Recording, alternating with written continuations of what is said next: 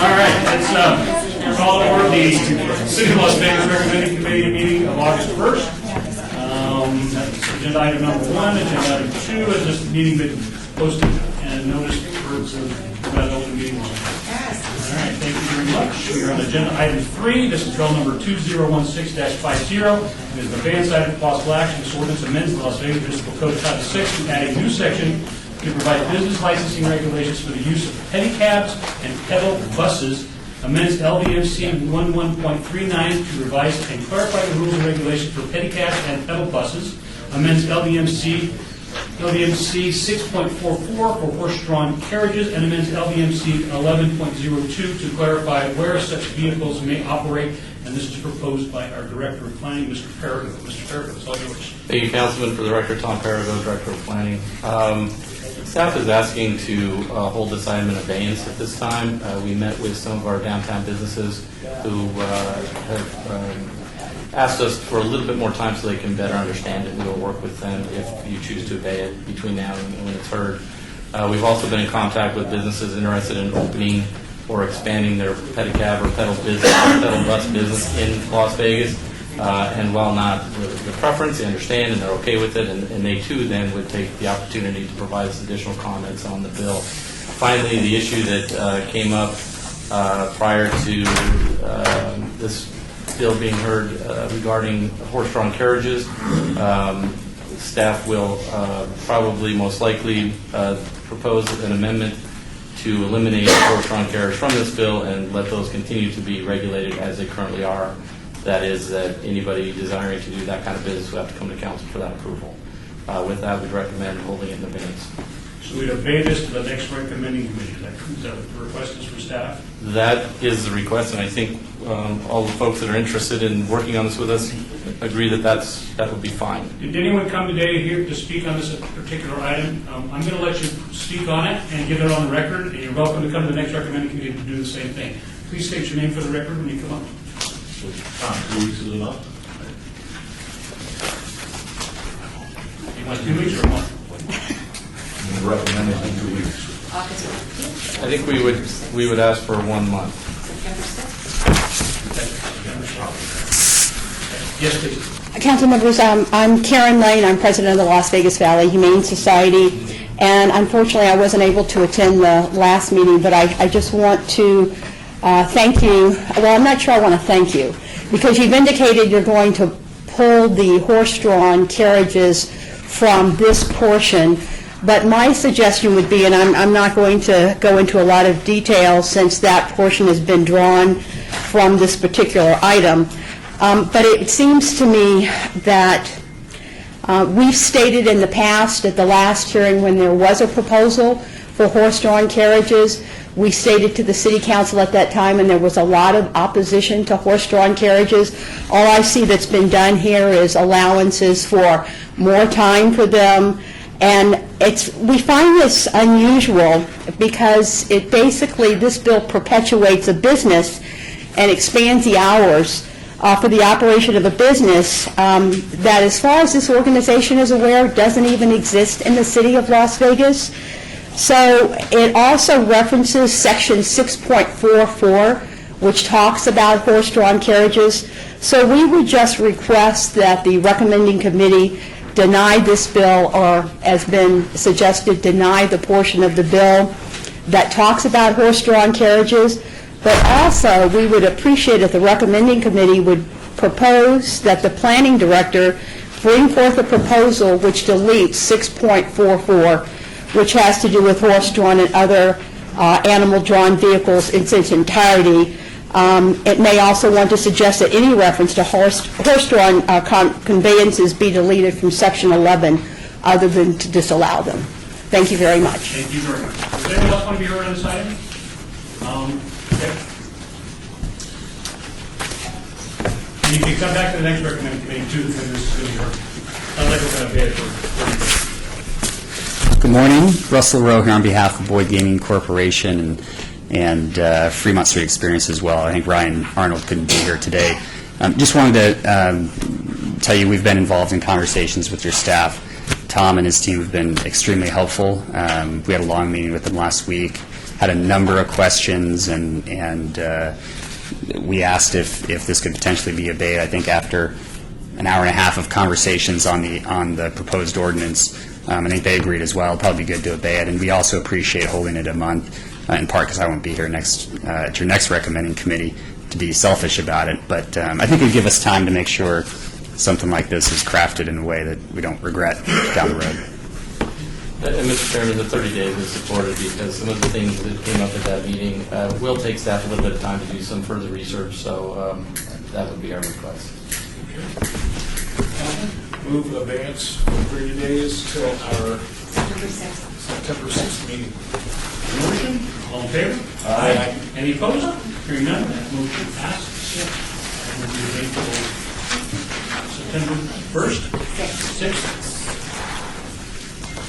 Okay, we're on agenda item 4. This is bill number 2016-52 for possible action. Amend the city's licensing and zoning regulations to delete categories for bed and breakfast inn and boarding or rooming house, and to expand and make more flexible the licensing and zoning regulations pertaining to short-term residential rentals. And this is proposed by the planning director, Mr. Perigo. Mr. Perigo.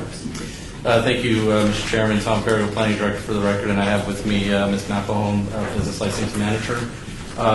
So clearly, there are changes happening in the world and in the marketplace, and particularly as regards the sharing economy and the regulation of the rental of rooms in one's house.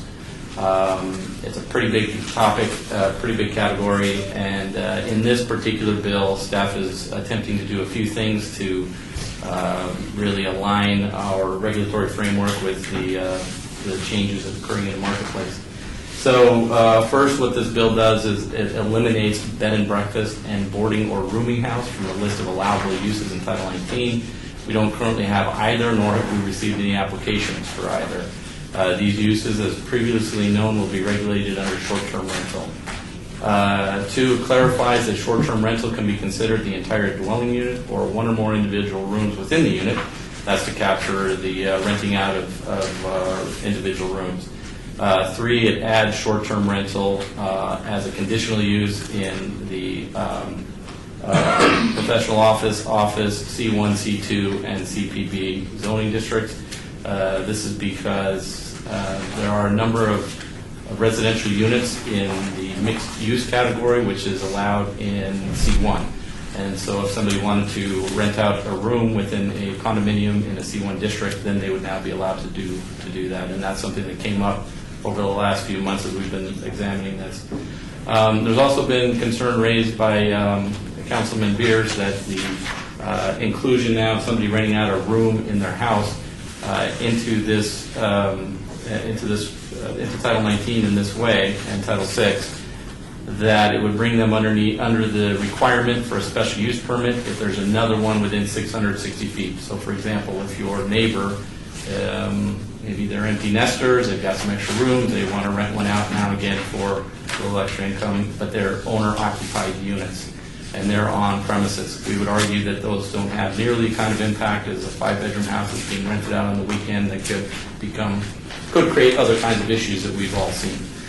So that is, we understand that concern, and we would propose, working with Mr. Steed between now and City Council, that final adoption, that we would craft a First Amendment to address that would essentially make any owner-occupied unit, household renting out 4 or fewer rooms within that home would no longer be required to get an SUP if they're within 660 feet of another short-term rental. We would still suggest for any 5-bedroom house or more that it be subject to an SUP, or any non-owner-occupied unit within 660 feet of another short-term rental would still be requiring an SUP. So with that, staff would recommend approval with the direction to move forward working on a First Amendment between now and when it's heard for final adoption. Okay. Thoughts, questions? Anyone from the massive audience today, please come up and state your name for the record, please. I'm Julie Davies. I'm here because my short-term rental license is being held in abeyance for the last 6 months because it's at 150 Las Vegas Boulevard North, and there was ambiguity as to whether or not that was allowed, and the chart shows that it isn't right now. So I understand that the staff is recommending that that be updated to allow that, and I'm here to speak in favor of your adoption of that. My background is in hotel and lodging management for over 30 years. I'm considered an expert, and I also have short-term rentals in other cities. I'm a top rated on all the reservation sites, so I know what I'm talking about. I've read the city master plan. I love it. The thought of making the downtown area, taking that charm and that history, and making a place where it's nice to visit as well as live and work, and making it a hub of the community is wonderful. And short-term rentals, when they're managed properly, fits well within that plan. Now, I say when they're managed properly, that's not just me managing it properly, that's the city managing it properly. And in order to do that, we need reasonable regulations, we need a clear path to licensing and to paying our fair share of taxes. It needs to be reasonable. It shouldn't be 6 months or even 6 weeks to get a license. We need to, and I've got to say, the fire inspectors here are the best I've ever worked with. They've done a great job. The nuisance ordinance is a great tool that owners can use to vet our people and to threaten them with compliance with the law. It's a great tool for us to use. And but we also need code enforcement. Right now, it's flip-flopped. It's very difficult to get a license and to do this right. It's very easy to do it unlawfully in Las Vegas, and that's wrong. That's causing the problem that we're having in many other cities where we're having the costly and divisive lawsuits and problems there. Las Vegas is a leader in tourism and travel. We should be leading on this, and I commend the city for looking at this issue and saying, okay, these are things we need to do to license it rather than just doing the county ban, which is a disaster. So I encourage you to do it. If you have questions, I'd be happy to answer them if it would help. Thank you very much for being here. Thank you. Appreciate your comments. Mr. Chairman, Ms. Davies raises an excellent point. One of the things that we're trying to do with this, and especially with that First Amendment, is to make it easy to come in and get licensed so that then you do fall under all the rules that she described, and it makes it more conducive to enforcement. So there's a number of reasons why staff is recommending moving this forward. Okay. Well, anything else, members?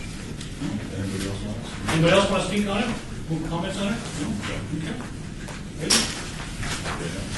Motion. So what do we? Would you restate your motion? My staff recommendation is to recommend approval of this bill with a proposed First Amendment to be crafted between now and final adoption that would allow the rental of bedrooms, 4 or fewer, in an owner-occupied unit to be exempt from the distance separation requirements and not have to get an SUP if there's another unit within 660 feet. So I can't remember the one. I would make that motion. Okay. That's the motion. There's a motion on the floor. All in favor? Aye. Any opposed? Hearing none, that motion passes. Thank you. We're on agenda item number 5. This is bill number 2016-53 for possible action that updates the city's licensing regulations pertaining to secondhand dealers proposed by Planning Director Tom Perrigo. Mr. Perrigo? Thank you, Mr. Chairman. Tom Perrigo, Planning Director. For the record, I have Ms. McElhone, Business Licensing Manager, here as well to answer questions regarding anything regarding Title 6 or Title 19, or just about anything with our codes. Bringing smart people in. So, the second-hand dealer. This particular bill came about in order to address the issue with retailers accepting used portable electronic devices for exchange or credit, store credit. So what this simply does is exempts that business transaction, again, the accepting of portable electronic devices for trade-in or for store credit, exempts that from second-hand dealer. That was the initial intent. and that is still there. Since then, in conversations again with Councilman Beers, there was concern about, for example, companies that take in sporting goods equipment or musical instruments. And so we would propose that this bill as well be approved and move forward with the request that staff work with Mr. Steed on a First Amendment to exempt musical instruments and sporting goods from secondhand dealer as well for store credit or trading. We received a request just last week from Eco ATM, a subsidiary of Outerwall. They have kiosks around the country, I guess in 42 states, where they accept portable electronic devices similar to an ATM and dispense cash. We understand their request. We don't fully understand their business model, and staff believes we need to do more research. There's a representative here. I don't know if she wants to speak or not, but we also will propose coming back, because at this point now, secondhand dealer, we have a long list of things that we propose be exempt. What we'd like to do to move this forward, to take care of some immediate business concerns, come back with a bill afterwards that would sort of flip the way the code is currently written, and rather than having a laundry list of things that are exempted, let's just have a shorter list of those things that we absolutely think are secondhand dealers and that we want to regulate as such. And at that time, we would propose coming back to try to address the concerns that Ms. Garcia has regarding Eco ATM. So with that, staff is happy to answer questions, but we recommend moving this forward with that First Amendment to exempt sporting goods, equipment, and musical instruments, with the understanding we'll come back with another bill. Progress. Please, Good morning, I'm not sure. state your name for the record, too, please. Thank you. Good morning, Mr. Chairman, members of the committee. My name is Bonnie Garcia, and I'm the Director of Legislative Affairs for Eco ATM. First, thank you for allowing me to speak today on behalf of our company. Eco ATM is a subsidiary of Outerwall. You know our products better as Redbox and Coinstar, and we are a kiosk-based company. We were in the process of looking at licensing for Nevada. We actually are up to 45 states. Just in the last year, we had laws changed in Illinois, California, Florida, and there's a bill pending on the desk of the Delaware governor recognizing our technology and our business model. And we are, I'm sorry to say, we were not included in some of the amendments that were requested by the technology industry. The wireless industry had put in an opposition to the bill and asked for some amendments. We do pay cash to our consumers, and we have purchased more than 8 million devices directly from consumers just over the last 6 years, 2 million in the last 6 months alone. And the way we operate is we are in partnership with major retailers like Costco, Walmart, and some of the other big retailers. Our machines are located adjacent to our Redbox or Coinstar machines right at the front of the store. And unlike other secondhand dealers, we do not have an in-store brick-and-mortar operation where we buy devices and then resell back to consumers. About 70% of what we buy is resold back to the carriers as refurbished devices. If you break your cell phone, for instance, and you go back to AT&T or Verizon and they give you a replacement device, it's probably a device that we purchased. We're one of the largest in the United States. We refurbish them and sell them back to carriers. The second portion of our business, about 30% of it, is cell phones or tablets that are broken, water damage, etc., and we part those out. We are an R2 certified recycler. And interestingly enough, as we have expanded across the United States, we've had requests from cities, counties, police agencies about buying back their equipment. In some cities or jurisdictions, they ended up in the landfill or they were being parted out through their recycling program. We buy those devices directly back from cities, and we know that the city of Las Vegas has a huge sustainability effort. We're happy to do business with you, and we welcome an opportunity to share our bulk buy program. We don't pay you by the pound, we pay you for the direct market value of the device that day. And so as we were looking at expansion in Nevada last year, one of the reasons we didn't expand is we were too late in the legislative process to take a look at the state code regarding secondhand dealers. We learned later that we buy but we don't resell devices, so we actually are under the jurisdictions of local cities or counties. Our law enforcement team has been reaching out directly to your law enforcement agency, I believe it's Captain Scott, who they've been talking to recently, about how we operate, the technology we use, and how we're different than other secondhand dealers. And in the handout that I gave you, I try to give you a quick snapshot, but in a nutshell, in most jurisdictions, we are regulated as secondhand dealers, even though we don't resell, because they ask us to report any item that has a serial number. We have patented technology in the United States. We own 9 patents, 27 patents international. We operate in 45 states, Puerto Rico, and the United Kingdom. When you come to one of our kiosks, the misnomer is you're dealing with a machine. But when you activate that machine for a transaction, a live operator comes on the other end and walks you through the entire process. Every transaction is approved by a live operator. So we don't operate our machines when our office is not open. So you can't run to a machine at 2 o'clock in the morning, for example, and try to sell a cell phone or tablet. When you do attempt to sell that cell phone or tablet, we also have worked with several states to recognize kill switch technology, or Find My iPhone is what's commonly known for people that have iPhones. We also have the same technology for Android devices. So if you steal a phone and you try to sell it to one of our machines, if you don't know the code, you can't deactivate it, so we won't complete the sale or the transaction.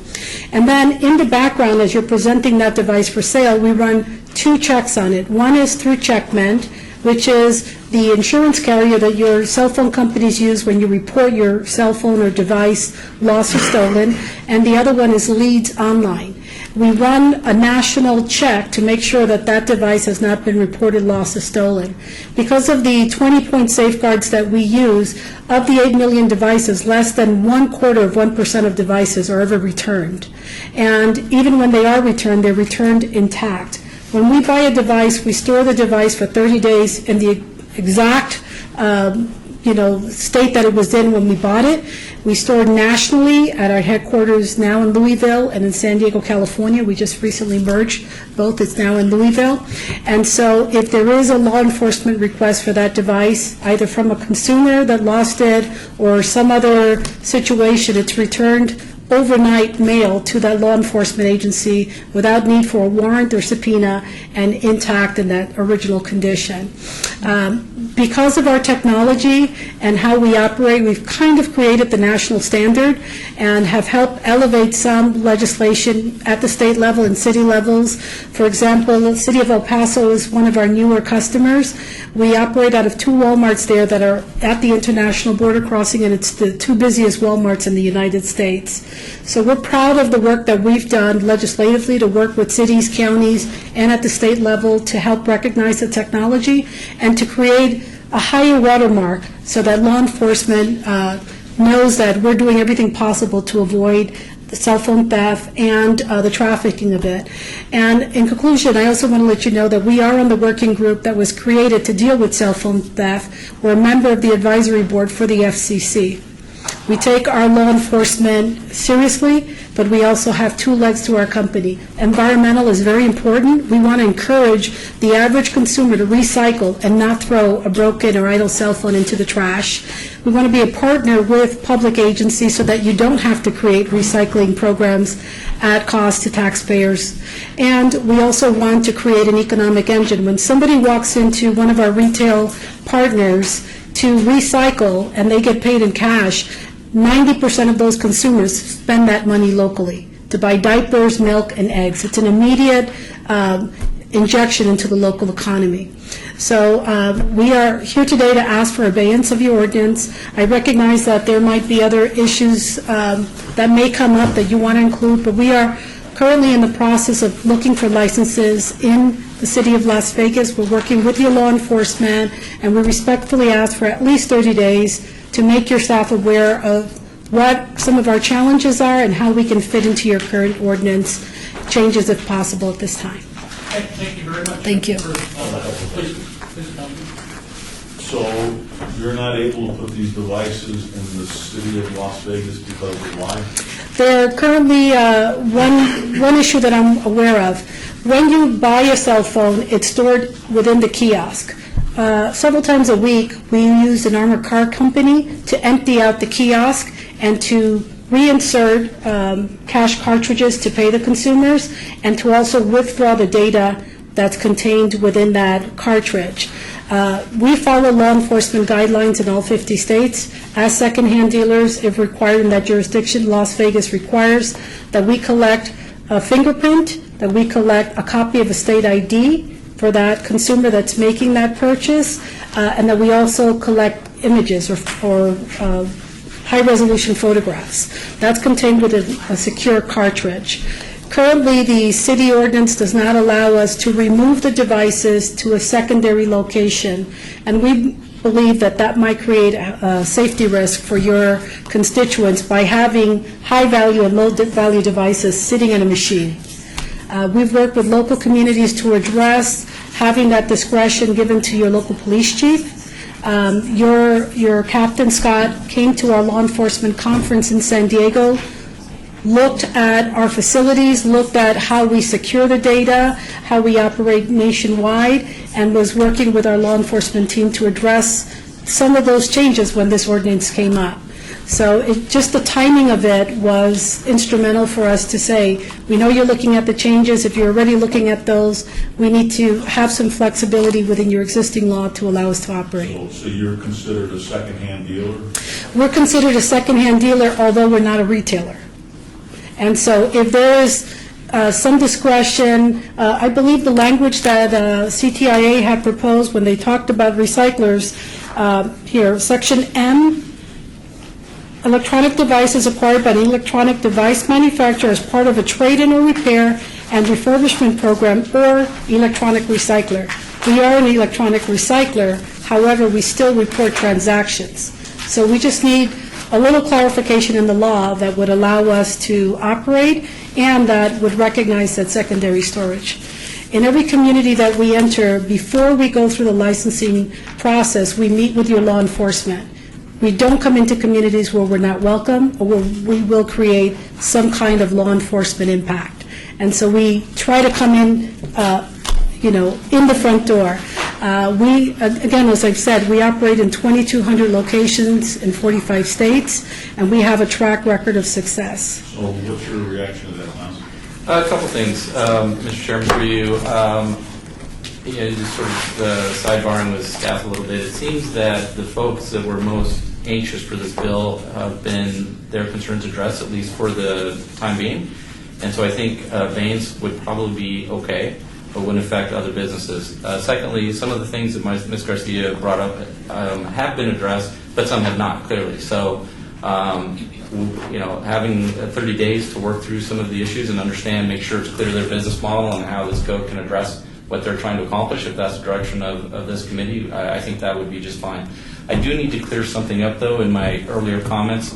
When we were talking about portable electronic devices being exempt if it's for short credit or trade-in, that's true, but when it came to musical instruments and sporting goods equipment, I want to make clear that that would be exempt for all types of transactions, whether they receive cash at that time or not.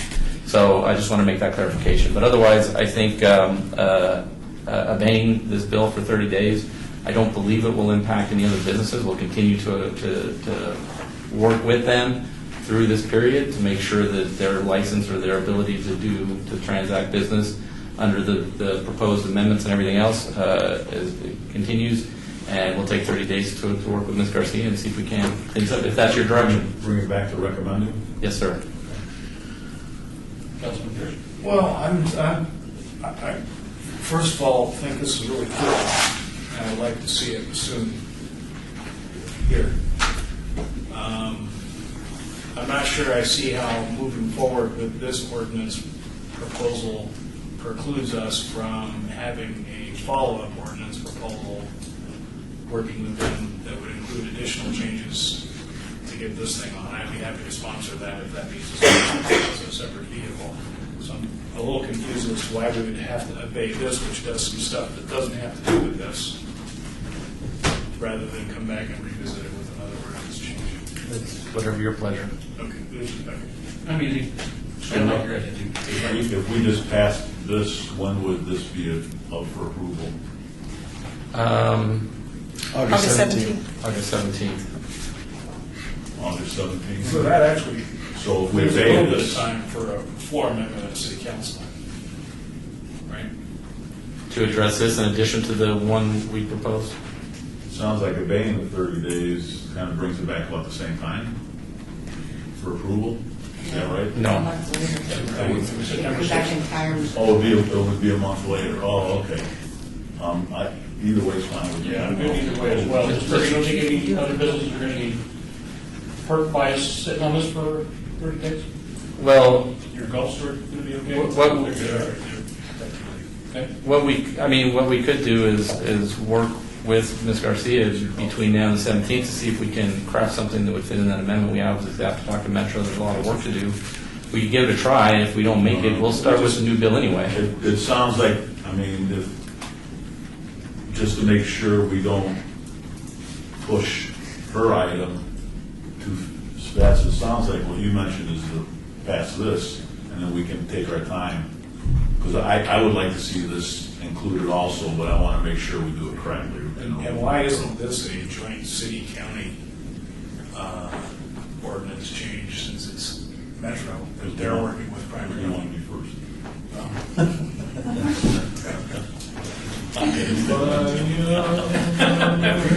Mr. Chairman, if I- with all due respect, we are anxious to come to Nevada. We started the legislative process last year with the legislature. Having been a former elected official myself, I believe, and I push my company to respect the sovereignty of every elected body to decide for themselves. So we stepped back from a statewide approach and started looking at it city to county. If it's only a 2-week difference, we respectfully ask for the abeyance to give staff enough time. We recognize their summer schedules on both ends, our company and theirs, and we want to give law enforcement a comfort level in dealing with our company, to give them an opportunity also to ask some of our other cities where we operate. We're addressing problems in here that started in California. And I've only been 4.5 years, and I rarely get complaints about the city moving too fast. Well, I don't mind coming back to Las Vegas. My son lives here, and so it gives me a chance to visit with him. But I want to be respectful of their time and not press, too fast, and to give law enforcement the time that they need to evaluate it. I'm certain and confident that you will be happy with our product within your city, and that it will have consumers recycling devices that are currently ending up in landfills.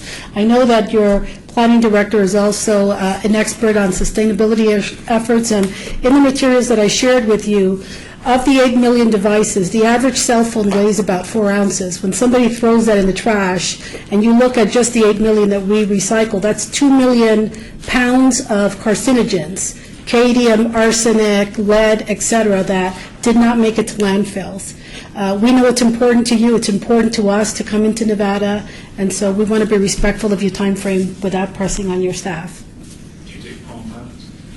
We do. We take 5,000 different devices. The reason the technology in our company is at the forefront is unlike other carriers that only allow you to trade current devices or modern devices, we take everything from the brick cell phones to flip phones to Palm Pilots, broken iPads, every generation, because we know that there's value in the parts, even if we can't reuse it in our marketplace. Cool. Yes, Mr. Perry was an expert in sustainability. Yes. And we're very big at the city of Las Vegas on it. So I think, let me ask our city attorney, bringing that ordinance back, Val, how much time does that usually take? If we determine that we don't need to, Well, excuse me, we we go ahead and need pass to it, do we need to an bring it up impact back. solicitation Okay. on the new one, it can be a month. If we need to do that, then that is another month. So, And what I don't know is if any of these changes will be the kind that we would wish would have sent out for business impact. And that's why I think it's helpful to move forward with this one and then come back with that one. It may not require an impact solicitation, and then it could come relatively quickly. Okay. I'll make a motion to pass this ordinance, and then, With the proposed First Amendment? with the proposed First Amendment, and then direct you guys to work with that company to bring back another ordinance that would allow us to discuss facilitating this company. Yeah, if I pass this isn't going to slow you down or anything. We'll still get there. Okay, thank you, we appreciate that. And we welcome the opportunity to host you at our headquarters so you can see the technology for yourself. Thank you. Thank you. Well, it's first draft of the ordinance to accommodate this company and introduce it at city council and get one step down the road, even while Metro is working out specifics.